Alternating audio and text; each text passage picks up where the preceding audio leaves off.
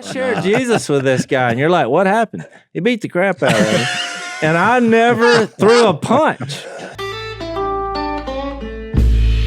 What I was going to share is, I'm dating a girl. I really wasn't dating. I was thinking about it, and she was after me, but she was like, help me spiritually. Next thing I know, she has a boyfriend, and they're doing way more than dating. They're acting like they're married, and didn't know all this. But in that moment, I thought, because this guy confronts me, I'm like, I'm going to do the right thing. But my past, my initial reaction was worldly.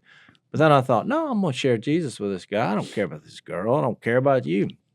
And I thought that would be great. I was like, I'm not going to fight you. The weapons we fight with. You just quoted some of the book to him. Oh, I did. I don't know if you're aware of this. The weapons of our warfare. I shared Jesus with this guy, and you're like, what happened? He beat the crap out of me. And I never threw a punch. Now, as all these qualities, because once I have more pride than I do, anything else. So once I said I wasn't going to do it, and I was just so broken and embarrassed, and it was just me and him, but I thought, and he didn't hit me in the face, so I was justifying everything. I thought it was the worst 2 weeks of my life. Yeah. And, we're sitting in church, and somebody tapped me on the shoulder 2 weeks later. I'm licking my wounds, literally. And they're like, guess who's here? I look back and I thought, this guy's stalking me now. Oh, he's going to beat me in the church. And I thought, that's it. And now I thought, that's it. As soon as I get out of this building, I've left the Lord, everything. I was like, it's round 2. Because I tried it. But Jason's coming to play. He's coming to play. So I walk out in the parking lot. He comes up. I assume the position, look up. The guy gets tears in his eyes. And he's like, more I've thought about this, I'm embarrassed. I want to hear about Jesus. And all of a sudden, that dude gives his life to the Lord. We became friends years later, and he had an airplane, and he would fly me to events, to share Jesus. Yeah. And so what I look back on, you almost died with that guy, right? I did. And he was happy about it. Yeah. He was like, do you believe it or not?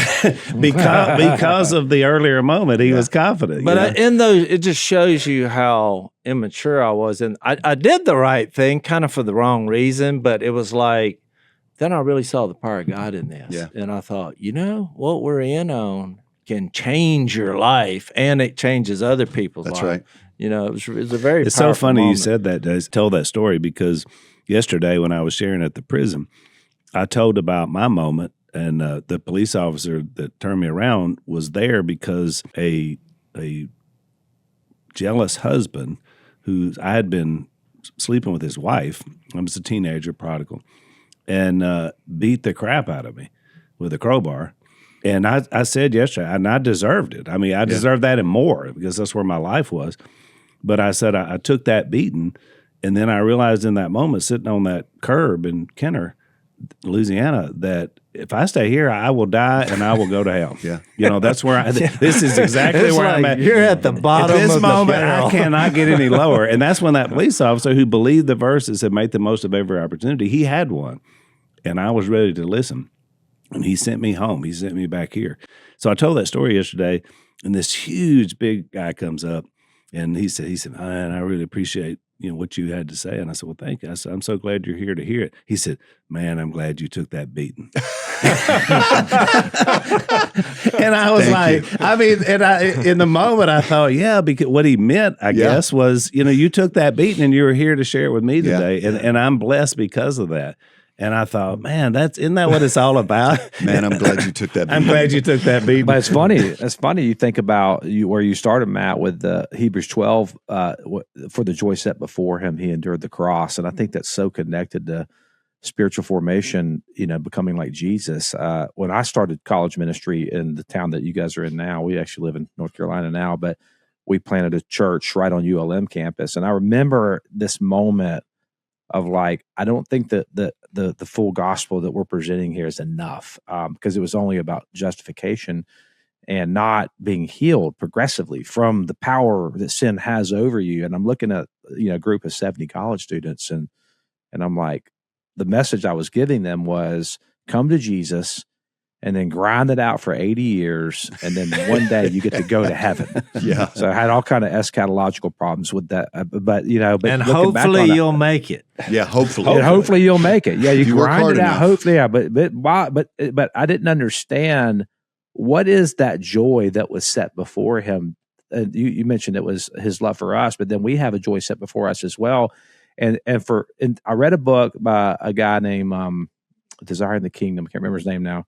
James K.A. Smith, and he talked about humanity like we typically approach humanity at our cores. We're thinking machines. We're like brains on a stick. And then the Reformation came, and it was, no, we're primarily believing beings. And he said, no, really what we primarily are is we're worshipers. We're lovers. It's not a matter of if you'll love, or it's a matter of who or what you'll love. And so that joy, I think what that sanctification does, and the spiritual formative practices, at least for me, it's helped reorient and re-index my desires toward their proper end. Now that's a message that will resonate with young people, because that is, I think, for my whole life, that's where I felt the emptiness, is a reoriented or a disoriented love. And to me, the idea of progressive sanctification is just, how do we reorient that to its proper end? That's the joy that's sitting out there.